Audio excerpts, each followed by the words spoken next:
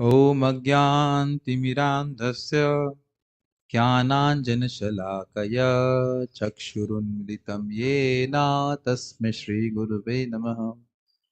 श्रीचैतन्यमनोभीष्टं स्थापितं येन भूतले स्वयं रूपः कदा मह्यं ददाति स्वपदान्तिकम्।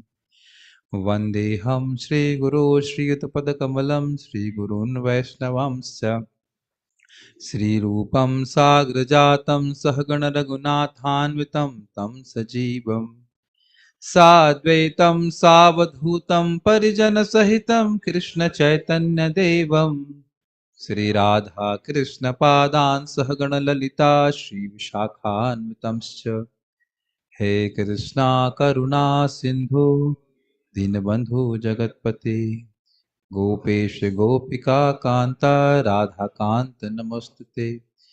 तप्त कांचन गौरांगी राधे वृंदावनेश्वरी वृषभानुसुते देवी प्रणमामि हरिप्रिये। वाञ्छाकल्पतरुभ्यश्च कृपा सिन्धुभ्यैव च पतितानां पावनेभ्यो वैष्णवेभ्यो नमो नमः। जय श्री कृष्ण चैतन्य प्रभु नित्यानंद श्री अद्वैत गदाधर शिवासदि गौर भक्तवृंद। हरे कृष्णा कृष्णा कृष्णा हरे हरे, हरे राम राम राम हरे हरे। क्या हो गया? हरे कृष्णा। आज हम लोग अपनी जो सामान्य डिस्कशन जो करते हैं वो नहीं कर रहे, असामान्य डिस्कशन कर रहे हैं। मतलब प्रभुपाद जी की छोटी बुक से नहीं पढ़ रहे हैं, प्रभुपाद जी की सबसे बड़ी बुक है श्रीमद् भागवतम, उससे ले रहे हैं श्लोक। ये इसको जपर टॉक में दिया गया था, लेकिन मुझे तृप्ति नहीं हुई कि जपर टॉक में बहुत सी बातें छूट जाती है। इस समय का लिमिटेशन रहता है 5 मिनट ही बोलना है या 6 मिनट में भी। तो श्लोक बहुत सुंदर है और इसकी थीम है। 2 श्लोक करने का प्रयास करेंगे, देखते हैं कितना होगा। अगर एक हो जाएगा या 2 हो जाएगा, 1-2 हो जाना चाहिए। तो यह श्लोक सुखदेव गोस्वामी छठे स्कंद के पहले अध्याय के 16वां श्लोक है ये। और चर्चा ये हो रही थी कि 5वें स्कंद की समाप्ति में नरकों का वर्णन है। तो वह सुन करके परीक्षित महाराज को लगा कि भाई ये कलयुग के जीव नरक ना जाए ऐसा कैसे हो सकता है। वो तो उनका बिजनेस सीट है, तो पक्की लगी है और सबके ही कुछ ना कुछ पाप होता ही रहता है, सबको नरक जाना पड़ेगा। और बहुत मतलब ऐसे सामान्य से दिखने वाले पाप का बहुत बड़ा मतलब अब दंड है। कोई अब बियर पीना कोई पाप थोड़ी ना है। आजकल के जमाने में बियर पीना कोई पाप है? जब उनसे ऐसा लग रहा है कि पाप और पुण्य का निर्धारण करने के लिए भगवान यमराज जी उनसे पूछने आएंगे कि भाई आपको क्या मानता है, बियर पीना तो पाप नहीं लगता ना? नहीं, हम नहीं मानते। ठीक है ठीक है, जो आप हमको माफ कर दिए, छोड़ दिया। ऐसा तो है नहीं। आजकल तो ये स्थिति है कि जो पाप है उसको मानते भी नहीं है पाप। जबकि परीक्षित महाराज कह रहे थे कि जो लोग जानते हैं सुनते हैं कि पाप है फिर भी पाप करते हैं। आजकल तो अद्भुत बात है कि उसको पाप भी नहीं मानते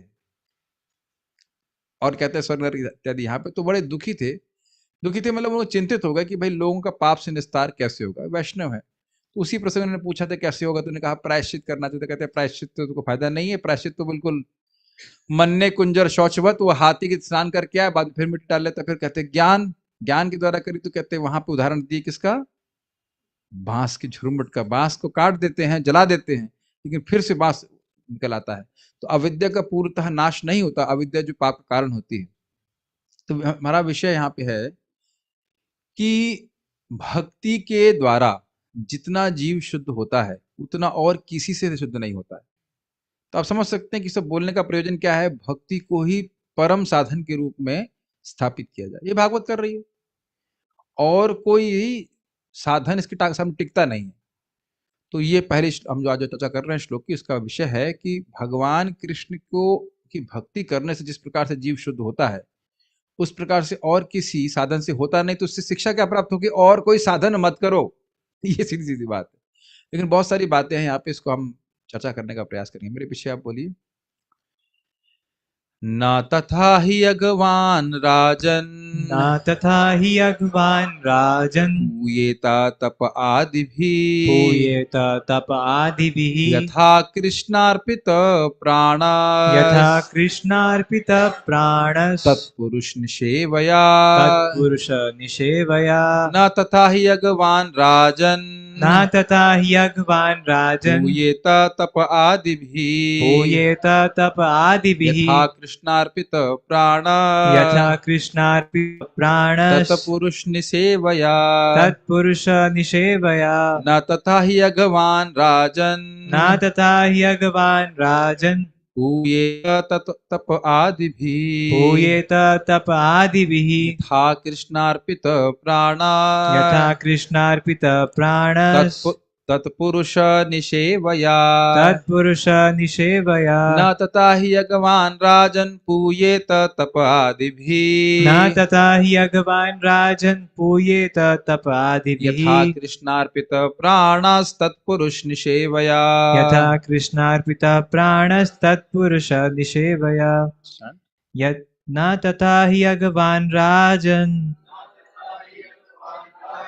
पूयेत तप आदिभिः पूयेत तप आदिभिः यथा कृष्णार्पित प्राणस् यथा कृष्णार्पित प्राणस् तत्पुरुष निषेवया तत्पुरुष निषेवया। ये थोड़ा स्पेलिंग मिस्टेक्स हैं, पहले अनुवाद पढ़ते हैं। हे राजन, यदि पापी व्यक्ति भगवान के प्रामाणिक भक्त की सेवा में लग जाता है और इस तरह ये सीख लेता है कि अपना जीवन किस तरह कृष्ण के चरण कमलों में समर्पित करना चाहिए, तो वह पूर्णतया शुद्ध हो सकता है। तपस्या, ब्रह्मचर्य तथा मेरे द्वारा पहले वर्णित प्रायश्चित के अन्य साधनों को संपन्न करने के मात्र से वह पापी शुद्ध नहीं बन सकता है। मेरे का अर्थ यहाँ पे सुखदेव गोस्वामी जी कह रहे हैं। उन्होंने कहा कि जो अगर छोटा पाप है तो छोटा प्रायश्चित और बड़ा पाप है तो बड़ा प्रायश्चित, उसके बाद ज्ञान आदि के बारे में बोला तो कह रहे उससे उस प्रकार से शुद्ध नहीं होता। तो देखिए श्लोक, देखिए इसको नीचे श्लोक से देखिए, नीचे वाले भाग से देखिए। यथा कृष्णार्पितः प्राणस, जिस प्रकार से कृष्ण को अपना प्राण अर्पित करने के द्वारा। अब आप समझ रहे हैं प्राण अर्पित करने का अर्थ क्या है। देखिए, प्राण शक्ति के द्वारा हम अपनी शरीर की सारी क्रियाओं को करते हैं, यहां तक कि मन भी प्राण के द्वारा चालित रहता है। ठीक है, प्राण शक्ति, प्राण इज वायु तत्व प्लस आकाश तत्व, इज इट नॉट? हम सुन रहे थे कन्वर्सेशन, हमसे पकड़ गया अपनी बात। तो प्राण केवल वायु नहीं है, वायु और आकाश मिल गया। अब जो भी हो ये सब, इसमें एक और भी होता है, अग्नि तत्व भी होता है। मैं गलत नहीं हो, भागवत में मैं पढ़ा रहा था, व्यक्ति पूछा था ये प्राण क्या होता है। इसमें 3 तत्व होते हैं, लेकिन अभी मुझे ठीक से याद नहीं है, लेकिन है ना, अग्नि, वायु और आकाश, ये 3 बल करके प्राण बनाते हैं। हम मतलब मैं श्लोक भूल गया, लेकिन वो मुझे याद है, तीसरे स्कंद में पढ़े थे बात।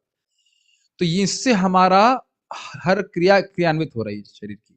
मैं उदाहरण दिया करता हूँ जेसीबी का। जेसीबी कभी वो कोई धक्का मार कुछ गिरा रही हो, या कोई कुछ खोद रही है, लेकिन आप जानते हैं सारा कुछ वो न्यूमैटिक प्रेशर बोलते हैं, उससे होता है। तो भले ही आप देख रहे हैं कि जेसीबी अलग अलग कार्य कर रही है, लेकिन आप जानते हैं उसके पीछे हवा का प्रेशर काम कर रहा है। तो जो व्यक्ति अपने सारे हवा के प्रेशर को कृष्ण को समर्पित कर देता है, अगर ऐसे कहा जाए, मतलब प्राण के द्वारा जो भी संपादित क्रियाएं हैं वो सब कृष्ण को समर्पित करता है। और सिंपल शब्दों में कहें, मन, वचन और कर्म, तीनों क्रियाओं को कृष्ण को समर्पित कर देता है। तो उस प्रकार से, यथा मतलब जिस प्रकार से कृष्ण को अपने मन, वचन, कर्म को समर्पित करने से पूयेता, जोड़ लीजिए, पवित्र होता है।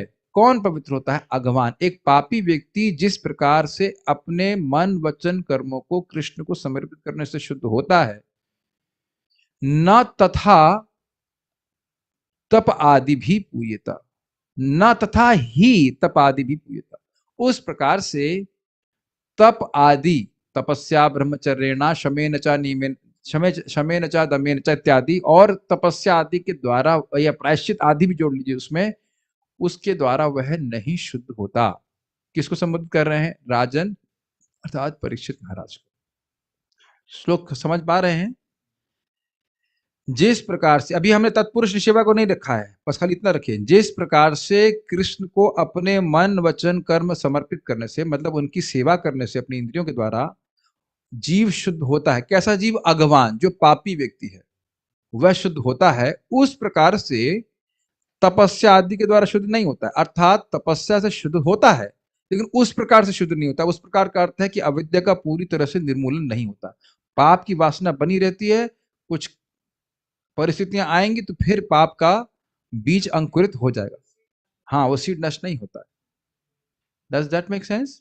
अच्छा, अब एक प्रश्न बन जाएगा कि अगर वो पापी है, अगवान है, तो उसका मतलब है कि वह पाप करने की प्रवृत्ति से युक्त है कि नहीं? पाप की इच्छाएं भी हैं, तो वह भगवान की सेवा करेगा ही क्यों?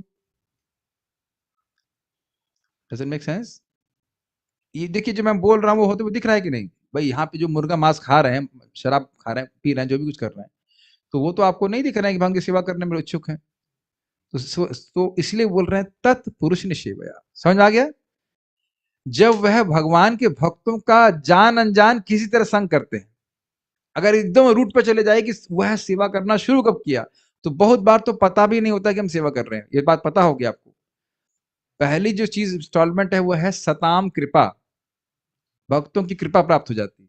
और वो कृपा यदृच्छा होती है। आप ये नहीं कह सकते कि वो योजना बना के व्यक्ति आया। कई भक्त लोग कीर्तन कर रहे हैं, वो शायद शराब भी पिया घूम रहा हो और वह हरे कृष्ण मंत्र भक्तों के मुख से सुन लेता है, तो वो तो अनजाने में सेवा हो गया। और वो जो डिपॉजिट हो गया उसके अकाउंट में, वह भगवान उसको आगे उस पुण्य के कारण प्रेरित करेंगे। फिर जाकर भक्तों से मिलेगा, उसको अच्छा लगेगा, फिर से आएगा, फिर भक्तों के संग बैठेगा, कथा सुनेगा, फिर तो प्रोसेस चालू हो जाता है।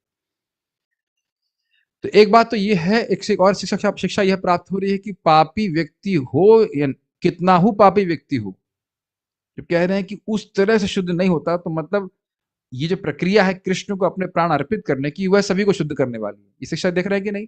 तो अब यह अर्थ नहीं है कि कोई पापी व्यक्ति है तो वह भक्तों की सेवा के द्वारा सीख नहीं सकता। ये क्वालिफिकेशन बोल। पापी व्यक्ति तत्पुरुष, अच्छा हाँ, ये बताना भूल गया। तत् का मतलब होता है ओम तत्सत वाला तत्। तत् मतलब भगवान, वो वो उन भगवान का। और पुरुष मतलब उनके व्यक्ति। तत्पुरुष का अर्थ वो मत सोचेगा कि वो पुरुष। तत्पुरुष मतलब उन भगवान के पुरुष, उन भगवान के भक्तों की सेवा करने से। और सेवा का जानते हैं, सेवा का अर्थ हम लोग समझे हैं कई बार, जैसे हम लोग देवताओं का सेवन करते हैं, उनको प्रसन्न कर दिया या उनके संग में आके कथा सुन ली, यहाँ तक कि भक्तों का दर्शन मात्र भी कर लिया, तो भी व्यक्ति पवित्र हो जाता है। पता नहीं आप लोगों को कैसा अनुभव हुआ, इस्कॉन के डिवोटीज को पहली बार देख करके कोई अजीब सा नहीं लगा था आप लोगों को? आपने मेरे को देखा था सबसे पहले क्या? अच्छा, आपने देखा नहीं होगा ऐसे ना, ब्रह्मचारी शिखा विखा लगा करके और तिलक विलक लगा करके, मुझे तो बड़ा अजीब से लगता है, क्या है ये लोग। नॉर्मली साधु लोग तो बहुत गंदे घूमते हैं ना वैसे, मैले कुचैले से, और ज्ञान तो कुछ बोलते नहीं, दिव्य ज्ञान तो कुछ देते ही नहीं है, भी नहीं तो देते भी नहीं है, इसलिए दिक्कत होती है। वो भी स्लाइड शो दिखाने वाला साधु, मतलब हम लोग तो हम मैं तो रिलेट नहीं कर पा रहा था। लाल कपड़े में थे, नामनिष्ठ प्रभु, बड़ा चिक शिव करके आए थे, तिलक लगाए थे, और वो अंग्रेजी में बोल रहे थे ये वो। तो ये तो रिलेट भी नहीं कर पा रहे थे ना, ऐसा एकदम शौक लगता है साधु और ये क्या अंग्रेजी, वो भी स्लाइड शो। लेकिन वहीं से सेवा शुरू हो गई। प्रभुपाद जी ग्रंथ मिले, मैं अपनी बात कर रहा हूँ, वहीं से सेवा शुरू हो जाती है। प्रभुपाद जी ग्रंथ पढ़ रहे हैं या जप कर रहे हैं या प्रसाद पा लिया, जो किसी तरह से भक्त का संपर्क हो गया। मैं दो बात बोलना चाहता हूँ इस श्लोक में, दो बातें बोल रहे हैं। एक कि आपने अनजाने में सेवा कर दी बिना योजना के, तो वहां से तो बीज पड़ गया। उसके बाद जो टेस्ट मिल गया, बार बार भक्तों के आश्रम में आ गए, तो भक्त सिखाएंगे आपको कि कैसे हम अपने प्राणों को कृष्ण को समर्पित करें। इससे पहले हम आगे जाए, ये देखने का सामर्थ्य है आप सब में, सुबह उठ के क्या करना है एकदम क्लियर डिफाइंड है। और आप देख रहे हैं kind of very packed, is it not? मंगल आरती के बाद जप, जप के बाद गुरु पूजा के बाद क्लास, उसके बाद प्रसाद, उसके बाद फिर क्लास, और उसके ये वो। और और अगर आप जानते हैं कि भक्त लोग, तत्पुरुष का अर्थ क्या होगा, भगवान के भक्त जानते हैं कि भगवान की भक्ति करने की महिमा क्या है। और आप जानते हैं हर बार भक्त लोग यही बताते हैं, देखो तुम्हें दीपदान करने का ये लाभ है, मैं भगवान को प्रणाम करने का ये लाभ है। तो जब सुनता है बार बार, तब व्यक्ति इस प्रकार से, चाहे महान पापी भी क्यों ना हो, वह अपने प्राणों को, अपने कर्मों को कृष्ण को समर्पित करने के लिए प्रेरित हो जाता है। ये सब बातें मैं बोल रहा हूँ जो आप जीवन में होते हुए देखिए अपने। पहले क्या बोलते हैं, एक माल जप करो, क्यों करें? मन को शांति मिलेगी। लेकिन भक्त शांत नहीं होते। भक्तों के मन की शांति नहीं होती। अरे ये एक एक माला में कैसे टिकाते हैं इसको, इसको पार लगवाना है, इसको पार करना है यहाँ से। तो देखिए, दो माला कीजिए आप, चार कर लीजिए, चार तो बच्चे भी कर रहे देखिए। देखो थोड़ी सी उम्र 20 साल का लड़का कर रहा है, आप नहीं कर सकते, हम भी कर सकते हैं। फिर 8, 10, 16, उसके बाद नियम, बहुत सारे नियम बता देते हैं। तो मूल उद्देश्य क्या है? उसको ऐसे शिक्षा दे दो कि एक के बाद एक जीवन में, चाहे मन, चाहे वाणी, चाहे कर्म, एक के बाद कृष्ण की सेवा में लगा रहे। ये मूल प्रयोजन है भक्तों का, कृपा यही है। Does it make sense? और ये सब कैसे होता है? भगवान के भक्तों के संग के द्वारा। बल्कि आप और भी देखेंगे, चाहे कितना हो पापी पापी व्यक्ति हो, भक्तों को भक्ति करके खुश होता हुआ देख करके उसके हृदय में भी इच्छा आती है, काश हम भी ऐसा कर सकें। यही है ट्रांसफॉर्मेशन एक्चुअली। भक्तों को सुखी देखते हैं भक्ति करके, तभी हमारे हृदय में इच्छा आती, भाई हम क्या कर रहे हैं, यद्यपि वो एकदम कीचड़ में गिरा पड़ा है। मैं ऐसे बातों में बोल रहा हूं कि अगवान व्यक्ति आकर्षित होगा कैसे? जो व्यक्ति पाप करने में प्रवृत्त है, वो कैसे इधर आएगा बताइए? Does that make sense?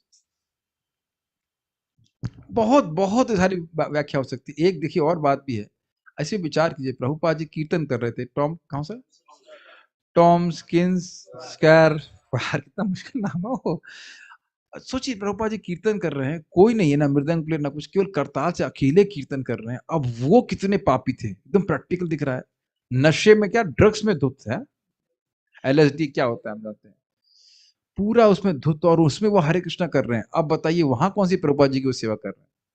लेकिन उनके मुख से साक्षात हरे कृष्ण मंत्र श्रवण करके, नाच करके, गा करके ऐसे।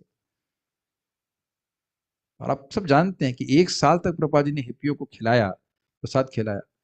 कोई एक व्यक्ति, एक या दो व्यक्ति आकर हाँ बोले कि क्या हम कुछ सहायता कर सकते हैं? तो प्रभुपाद बोले मैं प्रार्थना कर रहा था कि कोई करे। 1 साल तक किसी को प्रसाद खिलाना, कितना धैर्य प्रभुपाद जी का। हाँ व्रत तक कितना धैर्य। तो यहाँ तो हम देख रहे हैं भगवान के भक्त ही सेवा कर रहे हैं। प्रभु जी, एक क्वेश्चन हाँ था। बोलिए बोलिए, हाँ बोलिए। प्रभु जी, आपने कहा कि प्राण एक्टिवेट करते हैं हमारे शरीर में भगवान, हाँ ये भी ठीक है। तो मतलब जो आत्मा है और जो प्राण है वो दो अलग अलग कार्य कर रहे हैं हाँ क्या? आत्मा एक अलग चीज है, आत्मा अलग है और प्राण अलग चीज है। आत्मा दिव्य वस्तु, भगवान का अंश है। प्राण भौतिक है, मैंने बताया ना, प्राण वायु, अग्नि और आकाश तत्व से मिला मिलकर बनी वस्तु है। जैसे हमारा शरीर कफ वित्त वात पित्त और कफ का बना हुआ है, ऐसे प्राण अग्नि तत्व, आकाश तत्व और वायु तत्व से बना हुआ है। और ये एनर्जी के, एक प्रकार की एनर्जी समझ लीजिए, एनर्जी है जिसके द्वारा हमारे शरीर की क्रियाएं क्रियान्वित होती हैं। तो जब कहते हैं प्राण अर्पित है, ये नहीं कि आदमी अपना गला काट के अर्पित कर देगा। प्राण का अर्पित करने का अर्थ है कि अपने सभी कर्मों को मन से, वो मन, इवन मन भी डिस्टर्ब होता है अगर प्राण डिस्टर्ब हो जाए, ये पता होना चाहिए। व्यक्ति पागल हो जाता है कि नहीं, कुछ वायु कुछ होती है, हाँ कुछ, हम लोग उसको गीता के 5वें अध्याय के एंड में पढ़ रहे थे। 5 प्रकार के पान होते हैं, उड़ान, पान, अपान, हाँ, और उसके बाद एक और भी वायु होती है, नाग, और पता नहीं क्या क्या वो भी नाग होती है। हाँ वायु होती है, तो वायु होती है, तो वो सबसे हमारे शरीर क्रियान्वित होता है। जैसे मैं बोल रहा हूँ तो प्राण का उपयोग करके बोल रहा हूँ। तो भले ही कहा जाएगा कि मैं अपनी वाणी को भगवान को समर्पित कर रहा हूँ, लेकिन आप ये भी कह सकते हैं कि प्राण को समर्पित कर रहे हैं। तो प्रभु प्राण जी, खर्च होता है कि नहीं होता है? अब बोलते तो अब थक जाते हैं बोलने में। तो जो Is it प्राण है not? प्रभु जी वो डायरेक्ट भगवान मतलब संचालित करते हैं या आत्मा के द्वारा भाई होता है? देखिए, जीव इच्छा करता है, हम पहले समझा चुके हैं, और फिर भगवान उसकी इच्छा को देखते हैं, फिर वह प्राण को एक्टिवेट करते हैं, फिर उससे मन एक्टिवेट होता है और मन से इंद्रियां संचालित होती हैं। ये सिस्टम। हाँ तो प्राण चलता रहता है तो क्या दिक्कत है? परमात्मा की तरफ से, भगवान की तरफ से, भगवान ही चला रहे हैं भाई, हम कुछ नहीं चला रहे हैं। हम तो खाली इच्छा कर रहे हैं। बल्कि आपने सुना भी होगा कि आत्मा उन 5 प्रकार के प्राणों में फ्लोट करती रहती है। लेकिन ये सब विषय हमारा अभी नहीं है। बात, विषय ये है कि अपने कर्मों को भगवान को समर्पित करना सीखे। तो एक बात आप समझ रहे होंगे कि चाहे शिक्षा गुरु हो चाहे दीक्षा गुरु, वो ट्रेनिंग किस बात की देंगे आपको बताओ? कैसे अपने मन वचन कर्म को लगातार कृष्ण की सेवा में लगा, ये ट्रेनिंग दी जाती है। अगर वाकई हम शिष्य हैं या सीखना चाहते हैं, या कह देते हैं कि हमारे ये गुरु हैं, ये जो भी है, तो समझना होगा कि हमने शिष्यत्व तभी धारण किया जब हम अपने प्राणों को भगवान को समर्पित करना सीखें। Make sense? वेरी सिंपल ना? और उद्देश्य क्या है? पूयेत, ताकि वो व्यक्ति शुद्ध हो जाए। ये बहुत गंभीर बात है। सेवा दी जा रही है सेवा कराने के लिए नहीं, शुद्ध करने के लिए। Does that make sense? मैंने बोला था श्लोक बहुत सुंदर है। और जब टॉक में कवर नहीं हो पाता है। सेवा सेवा कराने के लिए नहीं दिया रही है, समझ पा रहे हैं? सेवा सेवा कराने के लिए मतलब भैया काम निकलवाना है, काम निकलवाने के लिए नहीं सेवा दी जा रही है। वो अगर क्या काम निकलवाना होता तो भगवान तो इच्छा मात्र सारे काम कर लेते। Does that make sense? सेवा इसलिए दी जा रही है ताकि हम शुद्ध हों। ये बहुत ही गंभीर बात है। नहीं तो प्रामाणिक गुरु को कोई भोग की इच्छा तो है नहीं। That's very interesting. तो कोई भी व्यक्ति जिस प्रकार से अगर ट्रेनिंग प्राप्त कर रहा है भक्ति की किसी के भी द्वारा, तो उसको ये देखना चाहिए कि क्या मुझे भगवान की भक्ति करने की सेवा की ट्रेनिंग मिल रही है या नहीं मिल रही। ओके, तात्पर्य तत्पुरुष द्योतक है कृष्ण भावनामृत के प्रचारक का यथा गुरु का। यही बात मैं बोल रहा था ना आपको। श्रील नरोत्तम दास ठाकुर ने कहा है, छाड़िया वैष्णव सेवा निस्तार पाई छे केबा। प्रामाणिक गुरु अर्थात आदर्श वैष्णव की सेवा किए बिना ऐसा कौन है जिसका माया के पास से उद्धार हो सके। थोड़ा इस बात को समझने का प्रयास कीजिए। देखिए, माया पकड़ी क्यों है? क्योंकि कृष्ण से विमुख है। ये बात किसको पता है? ज्ञानी को पता है, कर्मी को तो जरूर पता होगी। तो न तो कर्मी, न ज्ञानी, न योगी तक को यह बात नहीं पता है कि योगी अर्थात अष्टांग योगी जो कुछ लगे हुए हैं, कि ये नहीं पता है कि हम भगवान से विमुख हैं। हाँ, हमारे चीफ मिनिस्टर को देख लीजिए, उनको नहीं पता, प्राइम मिनिस्टर को भी नहीं पता होगा। देखिए, जिस प्रकार से वो सोच रहे हैं कि कोविड का इलाज होना चाहिए, क्या उसी प्रकार से भगवत परांगमुक्ता के बारे में भी सोच रहे हैं? आप देख रहे हैं कि भक्त लोग जो वैष्णव है वो बड़े इस बात को जानते हैं और पीछे लगे रहते हैं कैसे जीव की अविद्या दूर हो जाए।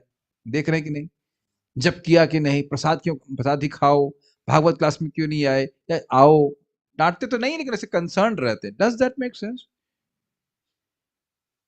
तो यहाँ बात हो रही है कि कोई वैष्णव है, आदर्श वैष्णव, जो परंपरा में है, नियमों का पालन कर रहा है, भक्ति जानता है, वही समझता है कि जीव का उद्धार भगवान की शरणागति के द्वारा ही होगा। समझ में आया? इसीलिए कह रहे हैं, छाड़िय वैष्णव सेवा निस्तार पाइछे के। और आप जानते हैं सेवा का बहुत बड़ा विस्तार है, लेकिन दो भाग में कर दीजिए सेवा। सेवा एक है परिचर्या और दूसरा है संग। मतलब एक परिचर्या होता है, मतलब आप हाथ पैर की सेवा करते हैं। वाणी से हाथ दिए सेवा, वाणी सेवा और वपु सेवा कर लीजिए। दूसरा शब्द याद नहीं आ रहा। एनी हाउ, हाँ, प्रसंग और परिचर्या। मैं सोचता कहाँ शब्द था।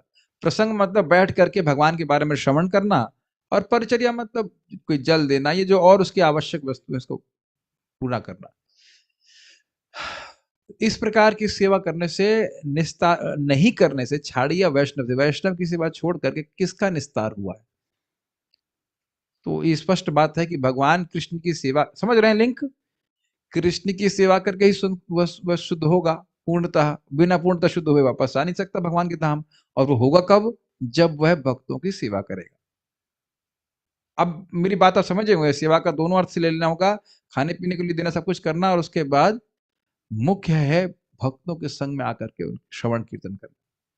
ये आप कई बार रिपीट कर चुके, अगर नहीं बता रहे इस बात को, लेकिन उसी के द्वारा व्यक्ति समझ पाता है कि बारंबार में समझना जरूरी है या सुनना जरूरी है कि कृष्ण की सेवा करके ही हमारा उद्धार होगा। ओके, और किसी तरीके से नहीं होगा। यही भाव अनेक स्थानों पर भी व्यक्त हुआ है। श्रीमद् भागवत में कहा गया है, महत सेवा द्वारम आहुर विमुक्ति। थोड़ा स्पेलिंग मिस्टेक है। महत सेवा द्वारम आहुर विमुक्ति। महत, महान भक्तों की सेवा को मुक्ति का द्वार कहा गया है। वो थोड़ा स्पेलिंग मिस्टेक है संस्कृत में। यदि कोई व्यक्ति माया के पाश से मुक्ति चाहता है तो उसे शुद्ध भक्त महात्मा की संगति करनी चाहिए। और फिर प्रपात कह रहे हैं कि भाई महात्मा को कैसे समझें, कितनी दाढ़ी का साइज क्या है महात्मा का, मान लो पूछा जाए भाई कितनी मिनिमम दाढ़ी होगी तो उसको महात्मा करें, या उसकी कितनी बड़ी शिखा होगी हम समझे कि हाँ भाई बहुत बड़ा महात्मा है। तो महात्मा वह है जो 24 घंटे भगवान की प्रेम भक्ति में लगा रहता है। तो अब प्रश्न ये हो जाएगा कि वह ऐसा लगा क्यों रहता है।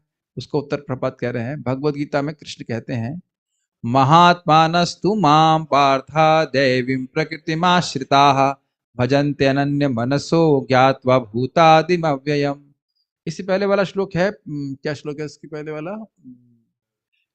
राक्षसीम आश्रयम चैव मोघशः मोघ कर्माणो मोघ ज्ञान विचेतसा राक्षसीम आश्रयम चैव प्रकृतिम मोहिनीम श्रिता। जो लोग भगवान को एक सामान्य व्यक्ति मानते हैं तो उनके बारे में भगवान कहते हैं मोघ आशा, वह भले ही भगवान के धाम जाना चाहते हो वो नहीं जा पाएंगे। मोघ कर्माणो, कर्म कांड के द्वारा वह स्वर्ग प्राप्ति करना चाहते हैं, नहीं हो पाएगा। मोघ ज्ञान, अमोघ समझते हैं इनफॉलिबल, मोघ मतलब जो हमेशा ही असफल होगा, तो कहते हैं ज्ञान का अभ्यास करके मुक्त होना चाहते हो ना, वह भी नष्ट हो जाएगा। और राक्षसीम आसुरीम चैवा प्रकृतिम मोहिनीम श्रिता, वह मेरी माया प्रकृति को स्वीकार करके राक्षसी और आसुरी स्वभाव को प्राप्त होंगे। ऐसा क्यों? क्योंकि इससे पहले वाला श्लोक देखेंगे, उसमें लिखा है कि वह भगवान को मानुषिम तनुमाश्रितम, वो सोचते हैं कि मनुष्य के शरीर को आश्रय। लेकिन इस श्लोक के अनुसार, लेकिन महात्मानस तु माम पार्थ, हे पार्थ, जो तू मतलब लेकिन जो महात्मा है, महात्मा मतलब जिनका हृदय इतना विशाल है कि उसमें भगवान की महिमा अट गई है अगर ऐसे कहा जाए। ये सुने होंगे आप लोग, महाराज जो समझाते हैं, जो व्यक्ति बहुत महान हृदय वाला है उसमें भगवान की महिमा अट जाती है उसकी महात्मा आत्मा, महाआत्मा, जिसका मन महान है। जब वो वासुदेव जी लेके कृष्ण को जा रहे थे तब महाराज इसकी व्याख्या कर रहे हैं। वासुदेव महामना, महामना शब्द की बात करें, वही महामना महाआत्मा कहिए कि महात्मा व्यक्ति जो है वह भगवान की दैवी प्रकृति के आश्रय में रहता है, अंतरंगा शक्ति के आश्रय में रहता है। ठीक है, ये उसका स्वरूप लक्षण कह सकते हैं। और फिर करता क्या है उसमें, तटस्थ लक्षण क्या है? तो कह रहे हैं भजन्ते अनन्य मनसो, भजन्ते, भजंती कोई जो नहीं, भजन्ते हो जाएगा, भजन्ते अनन्य मनसो, अनन्य मन से, न अन्य अनन्य, बड़ा अच्छा तरीका लगता है बोलने का। और कोई अब उनका उपास्य नहीं है, वह कृष्ण का ही भजन करते हैं, भगवान की ही भक्ति करते हैं, एक मन से भगवान की ही भक्ति में लगे रहते हैं।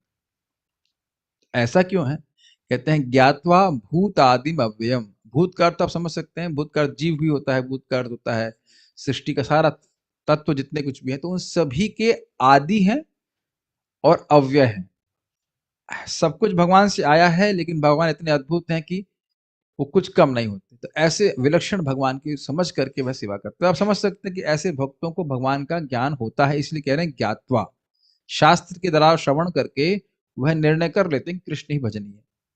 ये बातें समझ में आ रही कि क्यों बोल रहे हैं? तत्पुरुष निसेवया की बात प्रभुपाद समझा रहे हैं कि भगवान की सेवा किए बिना व्यक्ति भगवान को समर्पित नहीं, भगवान के भक्तों की सेवा, प्रामाणिक भक्तों की सेवा किए बिना भगवान को समर्पित होना नहीं सीख सकता। और एक बहुत सिंपल सी बात आपने सुनी होगी, बहुत सिंपल बात है, the easy way to teach others is to teach by example. तो जब वह अपने किसी गुरु को, भक्त को देख रहा है कि वह तो लगातार भगवान की सेवा में लगे ही रहते हैं, तो अब चेले को कोई नया इंस्ट्रक्शन नहीं प्राप्त होगा। आप देख रहे हैं श्रील प्रभुपाद जी इस प्रकार के स्पिरिचुअल मास्टर हैं, तो उनको देख करके उनके शिष्य भी इसी प्रकार के हो गए, और उनके जो सिंसियर शिष्य हैं उनको देख करके उनके शिष्य भी इसी प्रकार से हो रहे हैं। अरे भाई सीधी बात है, जहां इंजन चल रहा है उसके पीछे वाला डब्बा भी तो उसी के पीछे चलेगा, और जो पीछे जो नेक्स्ट डिब्बा है जो उससे कनेक्टेड है वो भी उसी पटरी पे चलेगा। तो जब तक कनेक्शन बना रहेगा तो सब लोग एक ही पटरी पे चलेंगे। अब तो क्लियर हो रहा है कि नहीं? हे पार्थ, मोह मुक्त महात्मा जन दैवी प्रकृति के संरक्षण में रहते हैं। प्रभुपाद जी ने मोह मुक्त शब्द क्यों बोला? एकदम क्लियर है कि मैं हूं कौन। मोह का मतलब क्या होता है? वस्तुओं को जैसी हैं वैसे नहीं देख पाना। तो अगर व्यक्ति सोच रहा है कि मैं जगत का हूं, तो वह जगत के कुछ कार्य भी और करने पड़ सकते हैं, बहुत जरूरी ये काम करना। हम कुछ बोलेंगे नहीं, लेकिन अब इस भाई मान लो इतना कुछ कर लेता है तो क्या दिक्कत है? कल बात आ रही थी क्लास के बाद, ग्रेजुएशन करने में क्या दिक्कत है? जबकि जरूरत नहीं है, करने में दिक्कत क्या है ना? कभी हम बोलते हैं रोड साफ करने की जरूरत नहीं, लेकिन रोड कर लेने क्या दिक्कत है? ऐसे तो बहुत सारे कामों की करने की जरूरत नहीं, तो सबको करते बैठेंगे हम। इतना समय हमारे पास है ना, भगवान ने क्या करे, 1 लाख साल की जीवन दिया है तो 2-3 साल इसमें खर्च कर दें क्या है? हाँ, ये मार्कंड के बाद हम ही तो चिरंजीवी हुए जो बहुत समय बताएंगे लोमस ऋषि 2 तो क्लियर है कि हम भगवान के अंश हैं, भगवान की सेवा में हमको नियोजित होना है, इसलिए मोह से मुक्त हैं। इससे पहले बहुत क्लियर, बहुत सुंदर शब्द इस्तेमाल कर रहे हैं। वो लोग मोहित है ना कि भगवान एक सामान्य पुरुष है, इनका भजन क्या करेंगे। आप लोग बारंबार सुनते आए कृष्ण भगवान है, इसलिए स्वीकार कर लेना, लेकिन जो लोग भगवान को भगवान के रूप में स्वीकार नहीं करते हैं, वो तो यही मानते हैं कि इंसान है, और बल्कि वो हम लोग को मानेंगे कि ये लोग तो मोह में भावुक लोग हैं। देखो भाई, इतनी लड़कियों से घूमने वाले व्यक्ति को भगवान मान रहे हैं, ये सब भावुक है, बरगला दिए गए हैं, कुछ नहीं, बाबा लोगों ने बरगला घुमा दिया है। बहुत से लोग ऐसा मानते हैं, इसीलिए प्रपात कह रहे हैं मोह मुक्त महात्मा जन दैवी प्रकृति के संरक्षण में रहते हैं, श्रीमती राधा रानी के आश्रय में रहते हैं, वे पूर्णतः भक्ति में निमग्न रहते हैं, क्योंकि वे मुझे आदि तथा अविनाशी पूर्ण पुरुषोत्तम भगवान के रूप में जानते हैं। अच्छा, एक बात सोचने वाली है, ये अनन्य मनता का ज्ञात्वा भूतादि अव्ययम से क्या लिंक है। भाई ये जान लिए लेना कि भगवान सभी जीवों के आदि हैं और अव्यय हैं, इसका अनन्य मनता से क्या लिंक है। आप कह रहे हो कि अनन्य मन होगा तभी जान पाएगा, लेकिन एक्चुअली ऐसा नहीं है, नहीं, ये रिलेशनशिप नहीं है, उल्टा है, ज्ञातवा जानकर। जब वह जान लेता है कि भगवान आदि हैं और अव्यय हैं, तब वह अनन्य मन हो जाता है। अरे बहुत आसान है, बताओ जल्दी से, कोई नहीं बता पा रहा, क्या कारण है। हाँ, अब माता जी ने उस पॉइंट को शुरू किया, तभी तो वह भगवान के शरणागत होता है। देखिए, हम समझ रहे हैं हम आत्मा है और हमारा शरण जो है वह कह सकते हैं, क्या कहते हैं उसको, शाश्वत होना चाहिए, अव्यय स्थान होना चाहिए। तो कोई कहेगा मालूम है इंद्र की शरण लो, तो कहेंगे भाई इंद्र तो मनवंतर में ही खत्म हो जाते हैं, और मनवंतर बीच में सरकार में बदल जाती है, कभी पलट जाती है, क्या कहते हैं, कूप बोलते हैं, COUP, कूप, आर्मी कूप होता है ना, सरकार होती है, इसमें आर्मी इसको पलट लेती है इसको, बहुत सारी परेशानी हो जाती है। तो इंद्र की शरण तो ले सकते थे, ब्रह्मा जी की शरण, अरे ब्रह्मा जी खुद ही कह रहे मैं ही मृत्यु से मुक्त नहीं, तो ब्रह्मा जी भी आउट हो गए। तो इस तरह से समझ करके नहीं, सभी के स्रोत भगवान ही हैं, भगवान कृष्ण है, और वह कभी समाप्त नहीं होने वाले, तो मैं अपने मन को अन्य लोगों की शरण लेने में क्यों लगाऊं।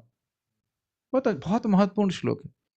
देखिए, इसका बहुत महत्व है। अगर हम अनन्य भजन करना चाहते हैं तो श्रीमद् भगवद गीता भागवत के द्वारा ये निर्णय पे आना, बार बार श्रवण के द्वारा ये निर्णय होना चाहिए कि भजनीय कौन है। इसीलिए प्रथम स्कंद दूसरे अध्याय में एकदम स्थापित कर दिया कि भजनीय कौन है, विष्णु। श्रेयांसी तत्र खलु सत्व नृणाम स्युः। भगवान विष्णु जो सत्व के, शुद्ध सत्व की विग्रह वाले, उनकी ही सेवा करके व्यक्ति को परम श्रेय प्राप्त हुआ। प्रथम स्कंद के दूसरे अध्याय में स्टैब्लिश कर दिया गया है कि, मतलब स्थापित कर दिया गया कि भजनीय कौन है। ठीक है, इस तरह महात्मा का लक्षण यह है कि कृष्ण की सेवा के अतिरिक्त उसके पास कोई अन्य व्यस्तता नहीं रहती। क्या अर्थ है, वो कभी नहीं कहेगा मैं इतना व्यस्त हूं कि अब जप करने के लिए मौका नहीं है, या मैं समाज सेवा कर लूं उसके बाद कृष्ण की सेवा करूंगा।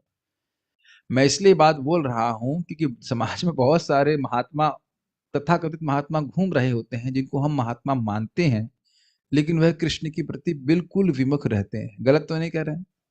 समाज में बहुत लोगों को महात्मा बोला जाता है, नाम भी जोड़ दिया जाता है, लेकिन कृष्ण की सेवा करने में, कृष्ण की सेवा ना करने में वह व्यस्त रहते हैं, अगर कहा जाए, है ना। उनके जीवन में कृष्ण है ही नहीं, क्या जरूरत है कृष्ण की। पाप फलों से मुक्त होने आदि कृष्ण भावनामृत को जागृत करने तथा कृष्ण प्रेम करने में प्रशिक्षित होने के लिए मनुष्य को वैष्णव की सेवा करनी चाहिए। अभी बड़े अच्छे अच्छे तीन बातें यहाँ पे नीट बता रहे, क्यों तत्पुरुष ने सेवा की जाए, क्यों एक वैष्णव की सेवा की जाए। एक, पाप कर्मों से मुक्त हो जाए, तो कहें कि पाप फलों से इसलिए मुक्त हो रहे हैं ताकि, मतलब वैष्णव के चरणों में डंप करते हैं, फिर अगली बार फिर लेके आ जाए, ये नहीं। देखिए, ये समझ में आना चाहिए कि जब हृदय में पाप रहता है तो भगवत विमुखता बनी रहती है, समझते हैं, भगवान में मति नहीं लगती है, तो वो पाप कर्म जो है वैष्णवों की सेवा से नष्ट होता है। कृष्ण भावना में तो जागृत करना, ये भी समझते हैं भगवत प्रेम हमारे हृदय में है, उसको सुप्त अवस्था में जागृत करना है, और उसके बाद कैसे, अगर मान ली प्रेम जागृत हो रहा है तो कैसे कृष्ण की सेवा कर रहे हैं, यह भी सीखना जरूरी है। आज एक भक्त पूछ रहे थे भगवान को हम अपने बाएं तरफ रख के क्यों प्रणाम करते हैं, और आपको याद है भागवत में हम सीखे थे, युधिष्ठिर महाराज बोल रहे थे कि जो अच्छे पशु हैं वो मेरे मेरे बाएं तरफ से जा रहे हैं। तो बात वहां पे समझाई गई थी कि अपने दाएं में रखने से क्या कहते हैं उसको, सम्मान प्रस्तुत करते हैं जो भी है, सॉरी बाएं में, भगवान को बाएं में रखने से तरीका बताया गया शास्त्र में। तो ये सब प्रशिक्षण है। मेरी बात आप समझ रहे हैं, केवल भावुकता कि मैं कृष्ण का प्रेमी हूं, इससे काम नहीं चलेगा।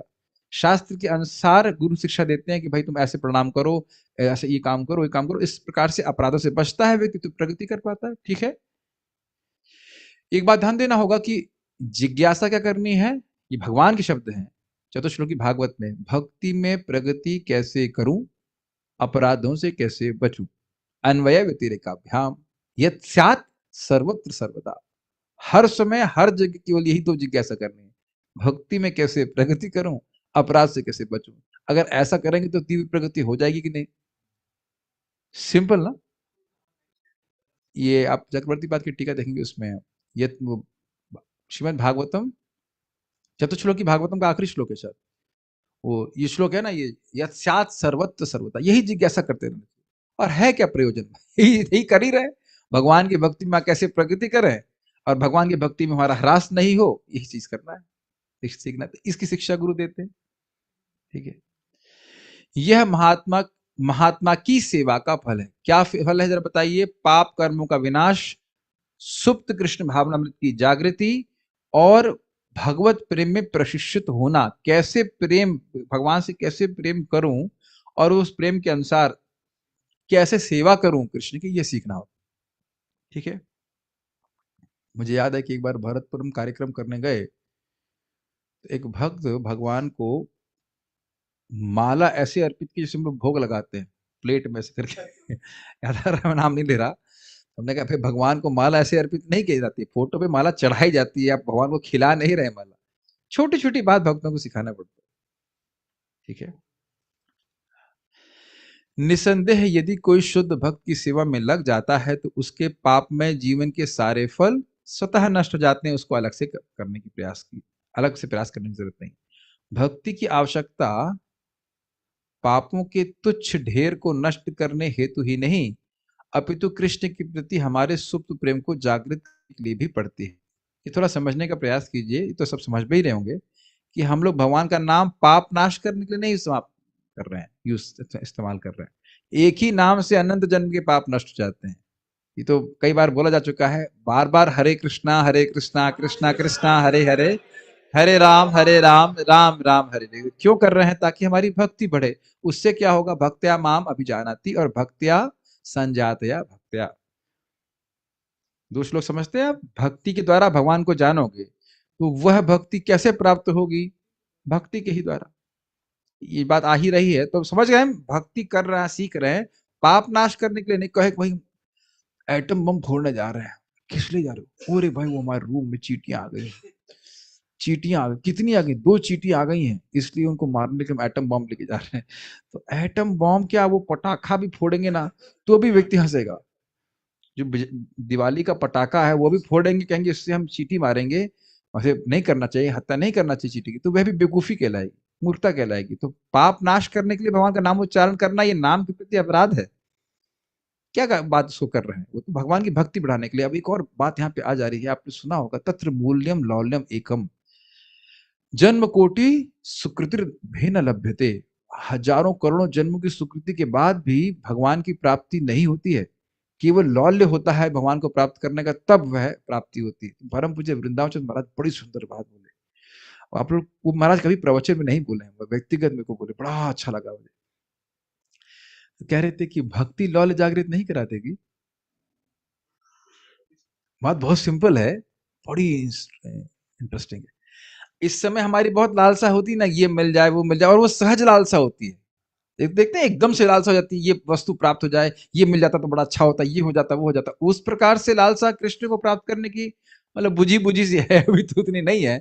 लेकिन भक्ति करेंगे तो भक्ति देवी स्वयं ही उस लालसा को जागृत कर देंगे। दैट्स समथिंग इंटरेस्टिंग, और ये भगवत गीता से प्रमाणित है। अभ्यास से योगे न ततो माम इच्छप्तुम धनंजय। यदि तुम अपने मन को मुझ में नहीं स्थिर कर सकते, ना शक्नोषि मयि स्थिरम, अपने मन को तुम मुझ में स्थिर नहीं कर सकते हो निरंतर, तो अभ्यास योगी न ततो, तो अभ्यास योग का अभ्यास योग करो। हम जो कर रहे हैं बारंबार भक्ति का अभ्यास करो, उससे क्या हो जाएगा, माम इच्छाप्तुम धनंजय, माम इच्छा आप्तुम, प्राप्त आप्त, समझ में आ गए, मुझको प्राप्त करने की इच्छा को प्राप्त करो। बड़ा सुंदर है, मुझे प्राप्त करने की इच्छा को प्राप्त करो। क्या करेंगे, क्या करने से अंकित प्रभु, मजाक करने से क्लास में, है ना? अरे आप दूसरों को मत देखिए, जिसको सोना है वो सोने दीजिए, आप सुनिए। तो ये भक्ति करने से वो जो भगवान को प्राप्त करने की योग्यता है, लौल्यम, वह जागृत हो जाता है। Does that make sense? और आप सोचिए अगर एक बार वो लौल्य जागृत हो जाएगा, who can stop you from anything? भक्ति आप किसी भी परिस्थिति में कर सकते हैं, लालसा होनी चाहिए, है कि नहीं? तो वह भी अलग से नहीं भाई, भक्तों का संग करने से, भक्ति करने से, बार बार करने से लालसा जागृत हो जाती है। ये हम बात कर रहे थे कि पाप नाश करने के लिए नहीं, अपितु कृष्ण के प्रति हमारे सुप्त प्रेम को जागृत करने के लिए भी पड़ती है। जिस तरह सूर्य प्रकाश की, जैसे मुझे अच्छा लगा था बीच में हम लोग जब पांडवों की चर्चा कर रहे थे अर्जुन के बारे में, तो एक भक्त बोले, प्रभु जी ये अर्जुन की तरह प्रेम हम कैसे कर पाएंगे? हमने कहा चलिए, इच्छा तो आ रही है, सुन रहे हैं तब तो आपके हृदय में इच्छा आ रही है कि हाँ अर्जुन की जैसे प्रेम भगवान से करें। यही सुनने से ही होगा, सुनेंगे नहीं तो हम जैसे हैं तो ठीक ही, तो गलत तो है नहीं कुछ, ऐसी भावना रहेगी। जिस तरह सूर्य प्रकाश की पहली झलक पाते ही कोहरा दूर हो जाता है, उसी तरह शुद्ध भक्त की सेवा प्रारंभ करते ही उसके पाप फल स्वतः नष्ट हो जाते हैं, किसी पृथक प्रयास की आवश्यकता नहीं होती है। ये तो बड़ा स्पष्ट है, अभी उदाहरण दिया जा चुका है। निहारिव भास्कर, पाप नाश करने के लिए कोई भक्ति करने की जरूरत नहीं है, तो नामाभास मात्र से, ए हरि बोल, ऐसे बोलने से रहता है। ए राम रस लेके आना, राम रस लाने से, राम बोलने मात्र से नष्ट हो जाता है। हाँ, हरी मिर्च की सब्जी लाना, नहीं हरी मिर्च आप नहीं खा सकते, तो हरी मिर्च क्यों नहीं खाएंगे? हरी मिर्च हमको बहुत पसंद है, तो ऐसे बोल के हरी हरी बोला। या राजमा की सब्जी तुमको बड़ी पसंद है, उसमें राजमा में हरी मिर्च मिला करके राम रस थोड़ा बढ़ा दीजिए तो हो गया। वही सब पाप ध्वस्त हो गए, समझ आ गया?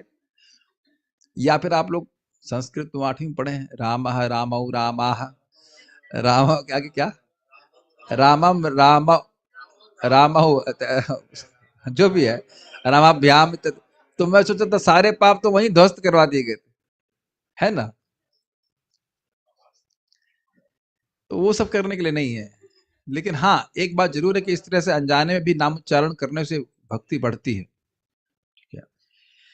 कृष्णार्पित प्राण शब्द उस भक्त का द्योतक है जो अपना जीवन कृष्ण की सेवा करने में अर्पित कर देता है। स्पष्ट है? प्राण से लिंग समझ रहे हैं, प्राण से सारी क्रियाएं होती हैं, वो क्रियाएं अर्पित हो जाती हैं, न कि अपने नारकीय जीवन के मार्ग से बचाए जाने के लिए। अब प्रभुपाद बहुत सुंदर फ्लेवर दे रहे हैं इसका। वह कृष्ण को समर्पित है, कृष्ण को संतुष्ट करने के लिए, और नरक से न बचने के लिए भजन नहीं कर रहा है। बड़ा सुंदर, बहुत सुंदर तात्पर्य, बहुत सुंदर तात्पर्य है। एक भक्त नारायण परायण या वासुदेव परायण होता है, जिसका अर्थ है कि वासुदेव मार्ग या भक्ति मार्ग ही भक्ति का जीवन, भक्त का जीवन एवं प्राण है। नारायण परा सर्वे न कुतश्चन भिव्यति स्वर्गापवर्ग नरकेशु अपि तुल्यार्थ दर्शन। जो नारायण पर हैं, सर्वे न कुतश्चन भिव्यति, वे किसी भी चीज से भयभीत नहीं होते। ऐसा नहीं कि हम लोग हो गए ऐसे, लेकिन कम से कम ये स्टैंडर्ड है। तो क्यों? हृदय में कोई लालसा ही नहीं है कुछ प्राप्त करने के लिए बाह्य। तो कहते हैं क्या प्रमाण है? कहते हैं स्वर्गापवर्ग नरकेशु, स्वर्ग हो या अपवर्ग हो, यानी जन्म मृत्यु के चक्र से मुक्ति हो, या नरक भी हो, नरक में भी कहीं जाना पड़ जाए अगर उनको, तो अपि तुल्यार्थ दर्शन, कोई अर्थ है, कोई इंडिफरेंट रहते हैं। प्रभा धारण देते हैं टाइपराइटर वाला, टाइपराइटर भारत में ले जाइए तो खट खट खट खट, अमेरिका में ले जाएंगे तो खट खट खट खट, स्वर्ग में जाएंगे तो खट खट खट खट। और मान लो चित्रगुप्त को आपने गिफ्ट दे दिया कि भाई चित्रगुप्त जी आपके लिए एक टाइपराइटर है, तो वहां भी खट खट खट खट खट खट, ये स्थिति है। ऐसा भक्त कहीं भी जाने से भयभीत नहीं होता। ये प्रभुपाद समझा रहे हैं कि इसकी मुक्ति की अभिलाषा भी नहीं है। कि मैं नरक ना जाऊं तो इसलिए भक्ति करो, ना वैसा कुछ नहीं। एक मोक्ष की ओर जाने एक मोक्ष की ओर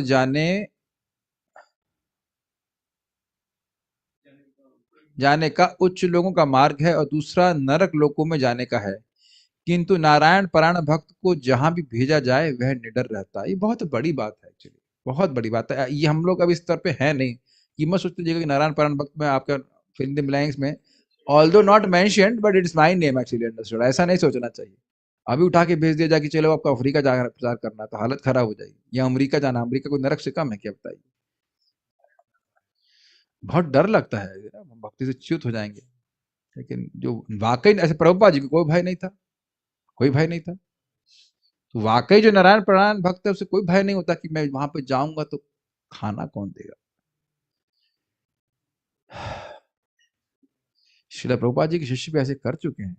जापान में ऐसे लगता है ऊपर से हेलीकॉप्टर से फेंक दिया हो, खुद ही टिकट की व्यवस्था करके जापान चले जाना। अब सोचिए, अभी अपने सोचिए, कोई नौकरी नहीं, कुछ नहीं, पता नहीं कैसे क्या करते थे, पैसे इकट्ठे करके जापान चले जाओ जहाँ कोई भाषा पता नहीं, वहां प्रचार करना।